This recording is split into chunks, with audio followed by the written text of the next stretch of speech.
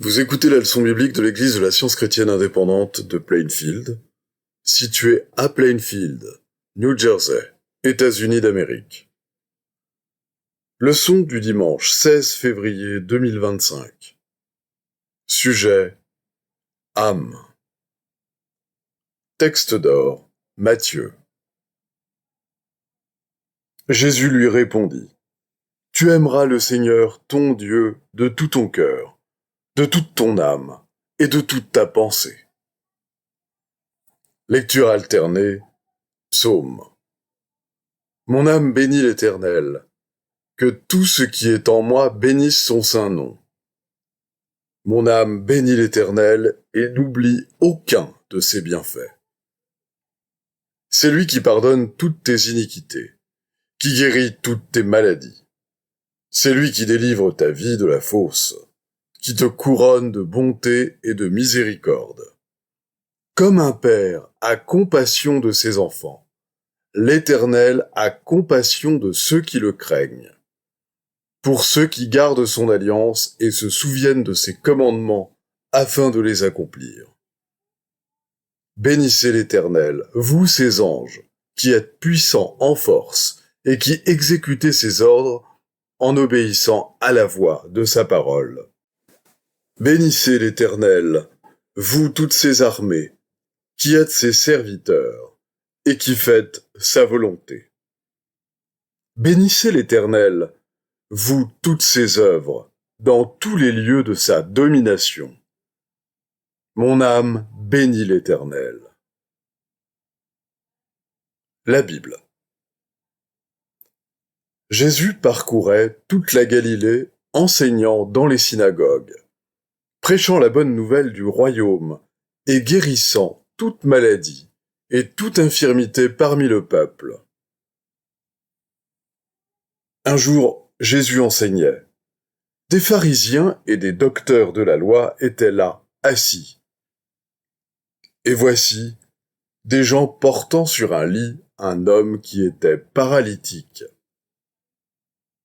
Comme ils ne savaient par où l'introduire, à cause de la foule, ils montèrent sur le toit, et ils le descendirent par une ouverture, avec son lit, au milieu de l'assemblée, devant Jésus. Voyant leur foi, Jésus dit: « Homme, tes péchés te sont pardonnés. »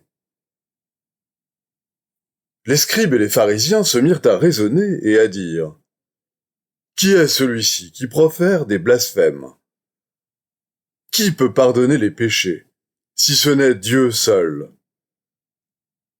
Jésus, connaissant leurs pensées, prit la parole et leur dit: « Quelle pensée avez-vous dans vos cœurs? Lequel est le plus aisé de dire: « Tes péchés te sont pardonnés » ou de dire: « Lève-toi et marche » ? Or, afin que vous sachiez que le Fils de l'homme a sur la terre le pouvoir de pardonner les péchés, je te l'ordonne, dit-il au paralytique, lève-toi, prends ton lit, et va dans ta maison. Et à l'instant, il se leva en leur présence, prit le lit sur lequel il était couché, et s'en alla dans sa maison, glorifiant Dieu. Aussitôt après, il obligea les disciples à monter dans la barque et à passer avant lui de l'autre côté. Et comme le soir était venu, il était là, seul. La barque, déjà au milieu de la mer, était battue par les flots, car le vent était contraire. À la 4e veille de la nuit, Jésus alla vers eux, marchant sur la mer. Quand les disciples le virent marcher sur la mer, ils furent troublés et dirent: « C'est un fantôme !» Et dans leur frayeur, ils poussèrent des cris. Jésus leur dit aussitôt: « Rassurez-vous, c'est moi, n'ayez pas peur. » Pierre lui répondit: « Seigneur, si c'est toi, ordonne que j'aille vers toi sur les eaux. » Et il dit: « Viens. » Pierre sortit de la barque et marcha sur les eaux pour aller vers Jésus. Mais voyant que le vent était fort, il eut peur, et comme il commençait à enfoncer, il s'écria : « Seigneur, sauve-moi !» Aussitôt, Jésus étendit la main, le saisit, et lui dit : « Homme de peu de foi, pourquoi as-tu douté ? » Et ils montèrent dans la barque, et le vent cessa. Ceux qui étaient dans la barque vinrent se prosterner devant Jésus et dirent : « Tu es véritablement le Fils de Dieu. » Jésus prit avec lui Pierre, Jacques et Jean, son frère, et il les conduisit à l'écart sur une haute montagne. Il fut transfiguré devant eux. Son visage resplendit comme le soleil, et ses vêtements devinrent blancs comme la lumière. Et voici, Moïse et Élie leur apparurent, s'entretenant avec lui. Pierre, prenant la parole, dit à Jésus : « Seigneur, il est bon que nous soyons ici. Si tu le veux, je dresserai ici 3 tentes, une pour toi, une pour Moïse et une pour Élie. » Comme il parlait encore, une nuée lumineuse les couvrit.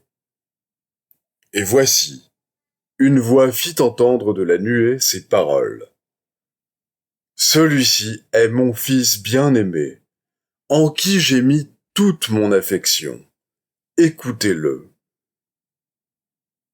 Lorsqu'ils entendirent cette voix, les disciples tombèrent sur leurs faces et furent saisis d'une grande frayeur. Mais Jésus, s'approchant, les toucha et dit : « Levez-vous, n'ayez pas peur. » Ils levèrent les yeux et ne virent que Jésus seul. Comme ils descendaient de la montagne, Jésus leur donna cet ordre : « Ne parlez à personne de cette vision. » Lorsqu'ils furent arrivés près de la foule, un homme vint se jeter à genoux devant Jésus et dit : « Seigneur, aie pitié de mon fils qui est lunatique et qui souffre cruellement. Il tombe souvent dans le feu et souvent dans l'eau. Je l'ai amené à tes disciples, et ils n'ont pas pu le guérir. » « Race incrédule et perverse, répondit Jésus, jusqu'à quand serai-je avec vous ? Jusqu'à quand vous supporterai-je ? Amenez-le-moi ici. » Jésus parla sévèrement au démon qui sortit de lui, et l'enfant fut guéri à l'heure même. Alors les disciples s'approchèrent de Jésus et lui dirent en particulier : « Pourquoi n'avons-nous pu chasser ce démon ? » « C'est à cause de votre incrédulité, leur dit Jésus. Je vous le dis en vérité. Si vous aviez de la foi comme un grain de sénévé, vous diriez à cette montagne : transporte-toi d'ici, là, et elle se transporterait. Rien ne vous serait impossible. » Après avoir donné ses ordres par le Saint-Esprit aux apôtres qu'il avait choisis, après qu'il eut souffert, il leur apparut vivant, et leur en donna plusieurs preuves, se montrant à eux pendant 40 jours, et parlant des choses qui concernent le royaume de Dieu. Il leur répondit : « Vous recevrez une puissance, le Saint-Esprit survenant sur vous. » Après avoir dit cela, il fut élevé pendant qu'ils le regardaient, et une nuée le déroba à leurs yeux. Et comme ils avaient les regards fixés vers le ciel, pendant qu'ils s'en allaient, voici, 2 hommes vêtus de blanc leur apparurent, et dirent : « Hommes galiléens, pourquoi vous arrêtez-vous à regarder au ciel ? Ce Jésus, qui a été enlevé au ciel du milieu de vous, viendra de la même manière que vous l'avez vu allant au ciel. Heureux ceux qui ont le cœur pur, car ils verront Dieu. Voici, le royaume de Dieu est au milieu de vous. » Je vais maintenant lire les passages corrélatifs tiré du livre d'études de la science chrétienne, Science et santé, avec la clé des Écritures de Mary Baker Eddy. L'âme ou l'esprit est Dieu, immuable et éternel. Et l'homme coexiste avec l'âme. Dieu et la reflète, car l'homme est l'image de Dieu. En tant qu'idéal individuel de la vérité, Christ Jésus vint pour réprouver l'erreur des rabbins et tout péché, toute maladie et la mort, pour montrer le chemin de la vérité et de la vie. Cet idéal fut démontré tout au long de la carrière terrestre de Jésus, ce qui marque la différence entre le rejeton de l'âme et celui du sens matériel, entre le rejeton de la vérité et celui de l'erreur. Jésus dit en parlant des enfants de Dieu, non des enfants des hommes. Le royaume de Dieu est au-dedans de vous. C'est-à-dire, la vérité et l'amour règnent dans l'homme réel, ce qui montre que l'homme à l'image de Dieu n'est pas déchu et qu'il est éternel. On nous enseigne généralement qu'il existe une âme humaine qui pêche et qui est perdue spirituellement. Que l'âme peut être perdue et cependant être immortelle. Si l'âme pouvait pécher, l'esprit, l'âme serait chair et non esprit. L'âme est le principe divin de l'homme et elle ne pêche jamais, d'où l'immortalité de l'âme. Nous apprenons dans la science que c'est le sens matériel, non l'âme qui pêche, et l'on verra que c'est le sens du péché qui se perd, et non une âme pécheresse. Jésus marcha sur les flots, nourrit la multitude, guérit les malades et ressuscita les morts en opposition directe avec les lois matérielles. Ces actes étaient la démonstration de la science, maîtrisant les fausses prétentions du sens matériel ou loi matérielle. Lorsque vous enfreignez quelque prétendue loi, vous dites qu'il y a du danger. C'est cette crainte qui est le danger et qui produit les effets physiques. Nous ne pouvons en réalité souffrir d'avoir enfreint quoi que ce soit, si ce n'est une loi morale ou spirituelle. Les prétendues lois de la croyance mortelle sont détruites par la compréhension que l'âme est immortelle, et que l'entendement mortel ne peut régler les saisons, la durée et le type des maladies dont meurent les mortels. Dieu est le législateur, mais il n'est pas l'auteur de codes barbares. Dans la vie et l'amour infini, il n'y a ni maladie, ni péché, ni mort, et les Écritures déclarent que nous avons la vie, le mouvement et l'être dans le Dieu infini. Le principe et la preuve du christianisme sont discernés par le sens spirituel. Ils sont mis en évidence dans les démonstrations de Jésus, démonstrations qui prouvent du fait qu'il guérit les malades, chassa les maux et détruisit la mort, le dernier ennemi qui sera détruit, son mépris de la matière et de ses prétendues lois.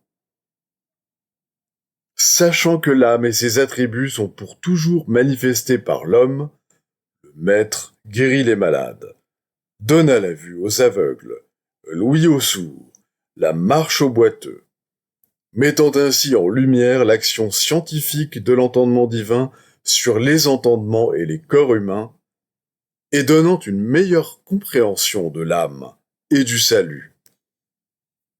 Jésus guérit la maladie et le péché par le même et unique procédé métaphysique. L'homme n'est pas une habitation matérielle pour l'âme. Il est lui-même spirituel. La croyance que Dieu vit dans la matière est panthéiste. L'erreur qui affirme que l'âme est dans le corps, l'entendement dans la matière et le bien dans le mal devra se rétracter et cesser de faire de telles assertions.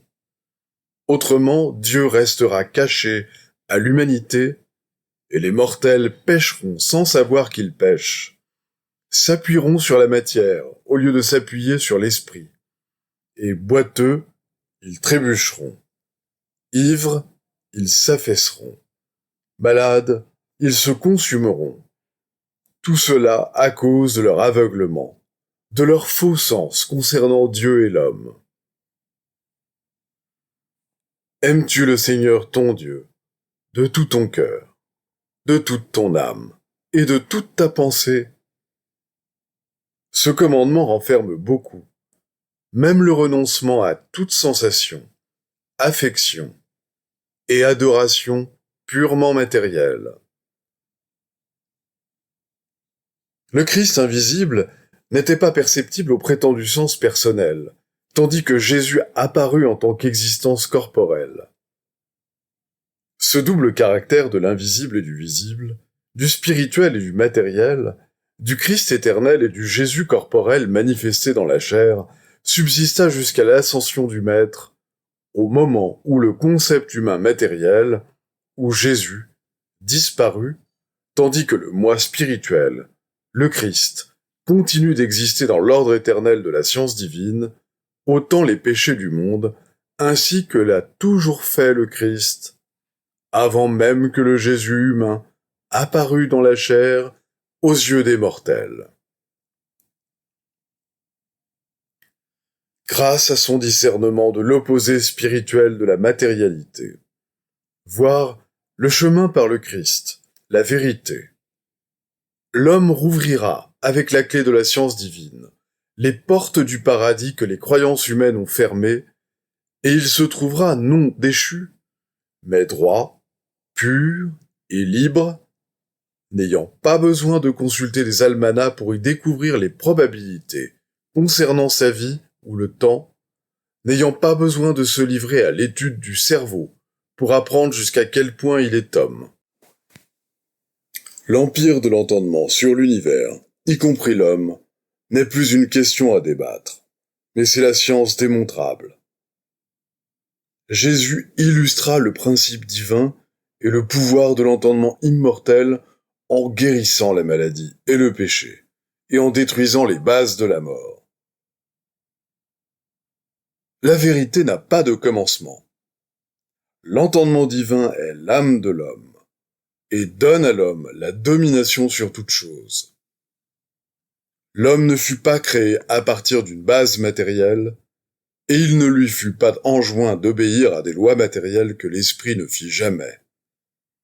Sa sphère d'action se trouve dans les statuts spirituels, dans la loi supérieure de l'entendement. Apprenons à connaître le réel et l'éternel, et préparons-nous pour le règne de l'esprit, le royaume des cieux. Le règne et le gouvernement de l'harmonie universelle, harmonie qui ne peut être perdue, ni demeurer à jamais invisible. Royaume des cieux, le règne de l'harmonie en science divine, le royaume de l'entendement infaillible, éternel et omnipotent, l'atmosphère de l'esprit, où l'âme est suprême. Les devoirs quotidiens de Mary Baker Eddy. Prière quotidienne. Il sera du devoir de tout membre de cette Église de prier chaque jour. Que ton règne vienne, que le règne de la vérité, de la vie et de l'amour divin soit établi en moi et élimine de moi tout péché. Et puisse ta parole enrichir les affections de toute l'humanité et la gouverner. Règle pour les mobiles et les actes. Ni l'animosité, ni un attachement purement personnel ne doivent déterminer les mobiles ou les actes des membres de l'Église mère. Dans la science, l'amour divin seul gouverne l'homme, et un scientiste chrétien reflète les 12 aménités de l'amour en réprouvant le péché et en manifestant un véritable esprit de fraternité, de charité et de pardon.